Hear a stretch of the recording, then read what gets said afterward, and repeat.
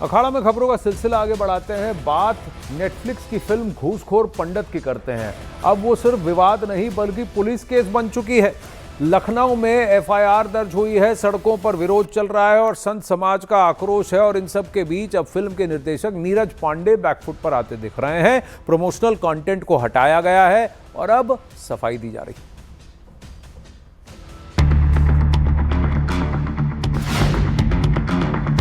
हम इस फिल्म को नहीं चलने देंगे, मतलब नहीं चलने देंगे। मनोरंजन के नाम पर जाति उन्माद को हवा देने वाले फिल्मकार अब बैकफुट पर हैं। जिस फिल्म को क्रिएटिव फ्रीडम का नाम दिया जा रहा था, वही अब सफाई और बयानबाजी के दौर में पहुंच चुकी। विरोध बढ़ा, सड़क पर आक्रोश दिखा और मामला एफआईआर तक पहुंचा तो मेकर्स ने प्रमोशनल कंटेंट हटाने का फैसला लिया।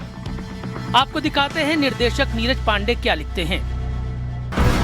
ये फिल्म पूरी तरह से एक काल्पनिक पुलिस ड्रामा है और फिल्म में इस्तेमाल किया गया शब्द पंडित केवल एक काल्पनिक किरदार का बोलचाल में इस्तेमाल होने वाला नाम है, जिसका उद्देश्य किसी भी समुदाय को ठेस पहुंचाना नहीं है। फिल्म के शीर्षक से कुछ दर्शकों की भावनाएं आहत हुई हैं और फिल्म की टीम उन भावनाओं का सम्मान करती है। इसी को ध्यान में रखते हुए निर्माताओं ने फिलहाल फिल्म से जुड़े सभी प्रमोशनल कंटेंट हटाने का फैसला किया है। जो नाम है वो अपने आप में इतना ऑब्जेक्शनेबल था, तो कंटेंट का वेरिफिकेशन इसके रिलीज से पहले किया जाए और इसलिए हमने इस मूवी का रिलीज का जो है उसको भी स्टे मांगा है कि इससे पहले आईबी मिनिस्ट्री को हमने पार्टी बनाया और ये मांग की है कि आईबी मिनिस्ट्री को डायरेक्शंस दी जाए कि वो पहले वेरीफाई करे कि जाति विशेष जहाँ पे जो पंडित जाति को जहाँ पे रखा गया है या पंडित लोगों को जो टारगेट किया गया है यहाँ पे, उनको लेकर कोई भी ऑब्जेक्शनेबल चीज इस पूरी मूवी के कंटेंट में नहीं है। इस बात को भी पहले अश्योर। सवाल यही है, अगर मंशा साफ थी तो नाम और टीजर पर आपत्ति क्यों उठी? हकीकत यह है कि दबाव बढ़ते ही फिल्मकारों का रुख बदला और अब नुकसान कम करने की कोशिश साफ दिखाई दे रही है। लेकिन ये मामला यहीं थमने वाला नहीं है। सीएम योगी आदित्यनाथ के निर्देश पर लखनऊ के हजरतगंज थाने में एफआईआर दर्ज कराई जा चुकी है। बीएसपी सुप्रीमो मायावती ने भी इस फिल्म को लेकर अपनी तीखी टिप्पणी की है।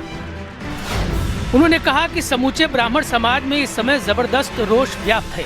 इसकी हमारी पार्टी भी कड़े शब्दों में निंदा करती है। इस जाति सूचक फिल्म पर केंद्र सरकार को तुरंत प्रतिबंध लगाना चाहिए, बीएसपी की ये मांग है। उधर उज्जैन में फिल्म के नाम को लेकर खुला विरोध शुरू हो गया है।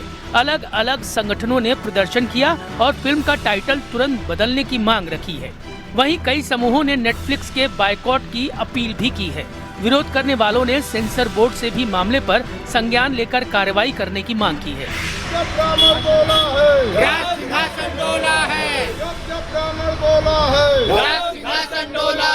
जो जिसने फिल्म बनाई है उसको तो भगवान से प्रार्थना करते हैं कि इसके पूरे परिवार का विनाश हो जाए, क्योंकि हम लोग आशीर्वाद देने वाले पंडित हैं।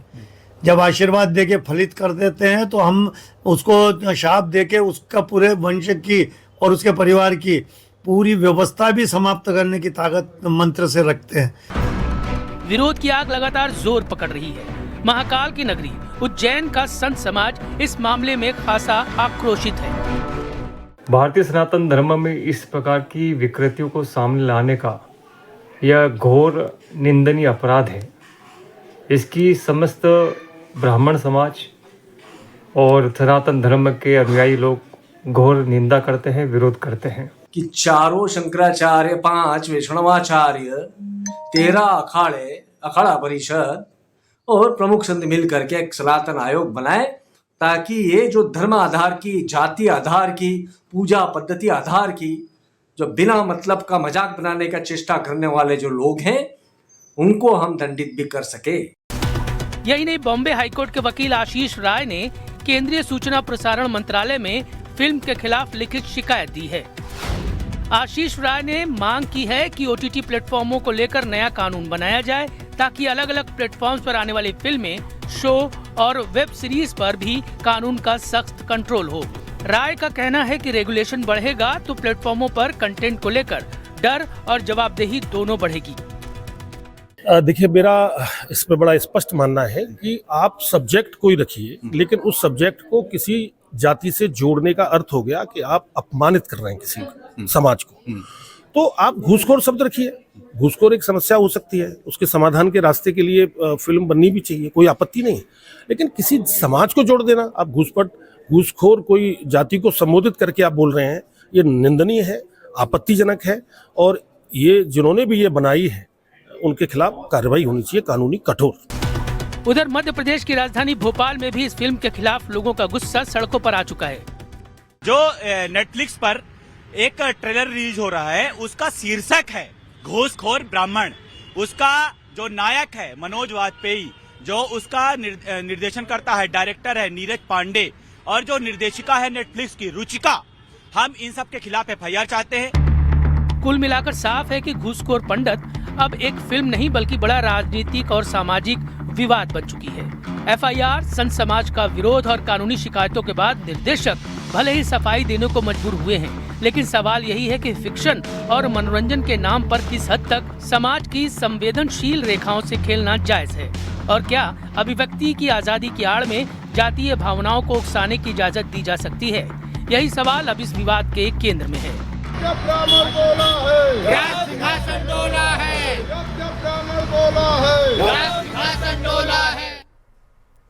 उधर महाराष्ट्र के छत्रपति संभाजी नगर से मानवता को शर्मसार करने वाला एक सीसीटीवी वीडियो सामने आया है। सुनसान सड़क पर एक युवती के साथ हुई बदसलूकी ने पूरे शहर को झकझोर दिया है। करीब 15 मिनट तक चली इस घटना ने सुरक्षा व्यवस्था पर बड़े सवाल खड़े कर दिए हैं और अब इस वीडियो के आधार पर पुलिस जांच में जुटी है।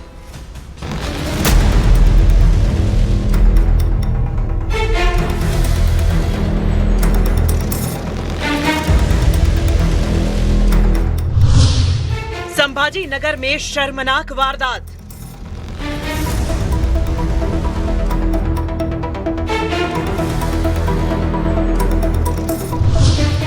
सूनी सड़क पर दिल दहला देने वाली घटना।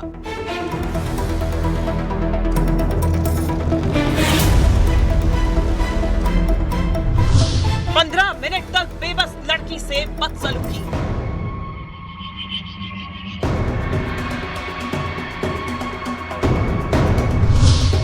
वायरल वीडियो के बाद हरकत में आई पुलिस।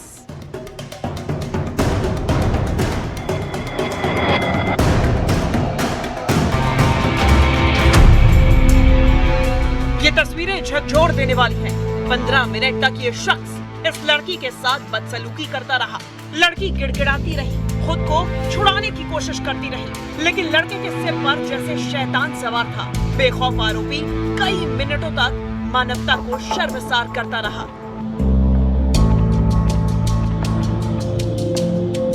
सुनसान सड़क पर ये शर्मनाक हरकत सीसीटीवी में रिकॉर्ड होती रही, लेकिन शोर सुनकर भी कोई मदद के लिए आगे नहीं आया।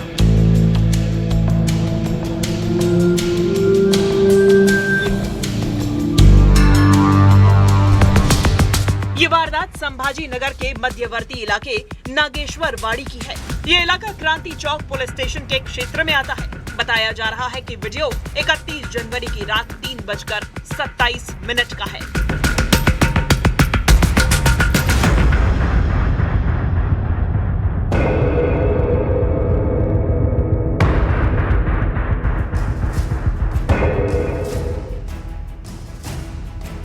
वीडियो देखकर लगता है कि लड़का और लड़की एक दूसरे को जानते थे, लेकिन पहचान का मतलब सहमति नहीं होता। यह सच्चाई इस वारदात में साफ दिखती है।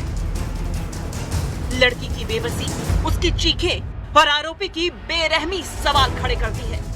क्या हमारी सड़कों पर महिलाएं वाकई सुरक्षित हैं?